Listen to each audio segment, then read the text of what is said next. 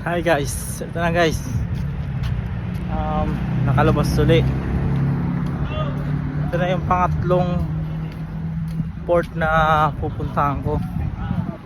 Ngayon, beach naman ang aming dadayuhin dito. So, ayan, third port ko dito sa Hawaii. So, ayan guys. Tignan nyo, napakaganda ng view. Ito muna, mamaya pagdating ko sa beach, pa-vlog natin ulit yan. Ayan, kalimutan kong sabihin yung pangalan pala ng port na to, third port na linabasan namin. Nawili-wili. Yan, Nawili-wili. Let's go to the beach.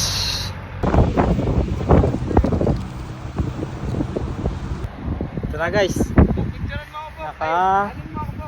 malapit na kami sa beach. Ay yung pinaka background ng port namin. Ayan, tapos may magandang playground dito. Hindi naman siya playground, parang relaxing lang. Ito, sheesh, nice one. When I was a kid like this, no?